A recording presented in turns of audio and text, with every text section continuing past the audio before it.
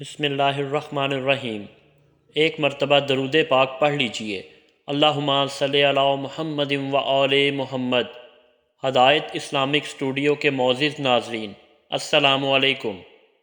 حضرت علی علیہ السلام نے فرمایا، زندگی میں ہمیشہ اپنے چاہنے والوں کو اپنی کمی محسوس کرواؤ، مگر یہ دوری اتنی لمبی نہ ہو کہ کوئی آپ کے بغیر جینا سیکھ لے۔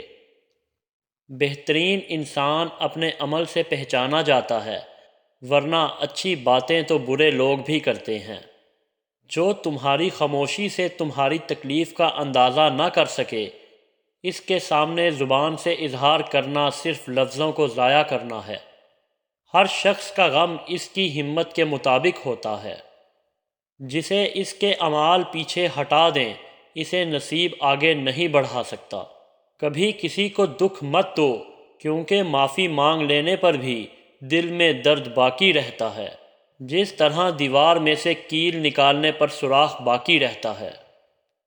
تم اچھا کرو اور زمانہ تمہیں برا سمجھے، یہ تمہارے حق میں بہتر ہے، بجائے اس کے کہ تم برا کرو اور زمانہ تمہیں اچھا سمجھے۔ اگر چاہتے ہو کہ تمہاری دعائیں قبول ہو جائیں، تو دعا مانگنے سے پہلے درود شریف پڑھا کریں۔ ان دعاؤں پر اللہ تعالیٰ قبولیت کے دروازے کھول دیتا ہے، وہ کبھی رد نہیں ہوتی۔ کبھی کسی کی اصلاح کے لیے اپنے آپ کو مت بگاڑو۔ دنیا والے زیادتی کریں تو مسکراتے ہوئے معاف کر دیا کرو۔ یوسف کو بھائیوں نے کنویں میں پھینک دیا تھا، اللہ نے انہیں بادشاہ بنا دیا۔ بے شک ہر مشکل کے بعد آسانی ہے۔ گھر میں غصہ کرنا گویا گھر کو ویران کرنا ہے۔ حضرت امام علی علیہ السلام فرماتے ہیں، تم کس دنیا پر فخر کرتے ہو جس کا بہترین مشروب مکھی کا تھوک شہد ہے اور بہترین لباس کیڑے کا تھوک ریشم ہے؟ مجھے اس دنیا سے کیا لینا جس کے حلال میں حساب اور حرام میں عذاب ہے۔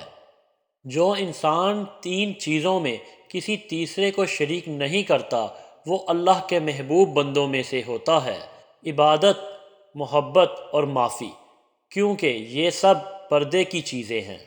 آپ محبت کا ہاتھ کسی جانور کے لیے بھی بڑھائیں تو وہ آپ کو مایوس نہیں کرے گا، لیکن انسان کسی کی دل سے کی ہوئی محبت کو بھی مٹی میں ملا دیتا ہے۔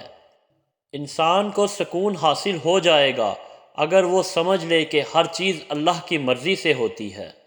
کسی کو چاہنا ہو تو دل سے چاہو، زبان سے نہیں، اور کسی پر غصہ کرنا ہو تو صرف زبان سے، دل سے نہیں۔ بہترین ہم سفر وہ ہے جب مشکل ٹوٹ پڑے، آزمائش سخت ہو تو وہ ہاتھ پکڑ لے اور کہے غم نہ کرو، اللہ ہمارے ساتھ ہے۔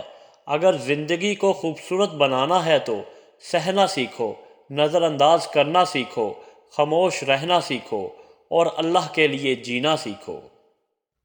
تم استغفار کیا کرو، اللہ تمہاری ہر کمزوری کو قوت میں بدل دے گا اور ہر مشکل کو آسانی میں۔ بے شک ہر مشکل کے ساتھ آسانی ہے۔ جس کی عقل مکمل ہو جاتی ہے، اس کی گفتگو مختصر ہو جاتی ہے۔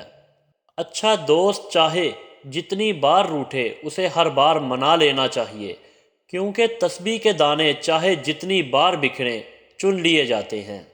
ہر ایک کے رزق کے لیے کوئی نہ کوئی سبب ہے، پس تمہیں چاہیے کہ اس کی تلاش اور طلب میں وہ طریقے اختیار کرو جو قانون شریعت کے خلاف نہ ہو۔ جو شخص سورہ فاتحہ 100 بار پڑھ کر دعا مانگے، اللہ تعالیٰ اس کی دعائیں قبول فرمائے گا، اس کی ہر جائز مراد پوری ہوگی۔ زندگی کسی کی بھی آسان نہیں ہوتی، مگر جیت صرف رب پر یقین رکھنے والوں کی ہوتی ہے۔ ان پر یقین رکھو، آسانی ضرور آئے گی۔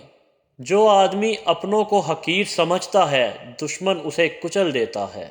اللہ کا ذکر کرتے رہا کرو، چاہے گھر میں ہو یا راستے میں، کیونکہ جس چیز کے سامنے تم اللہ کا ذکر کرو گے، چاہے وہ پتھر، پھول، درخت یا کچھ بھی ہو، قیامت کے دن تمہاری گواہی دے گا۔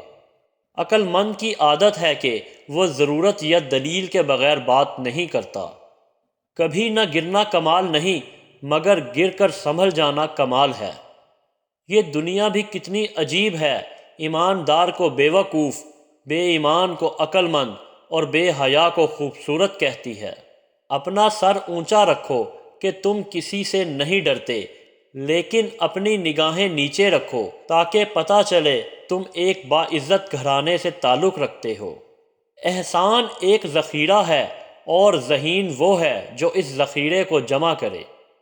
انسانیت بہت بڑا خزانہ ہے، اسے لباس میں نہیں انسان میں تلاش کرو۔ اس سے ضرور معافی مانگو جسے تم چاہتے ہو، اسے مت چھوڑو جو تمہیں چاہتا ہے، اس سے کچھ نہ چھپاؤ جو تم پر اعتبار کرتا ہے۔ سبحان اللہ۔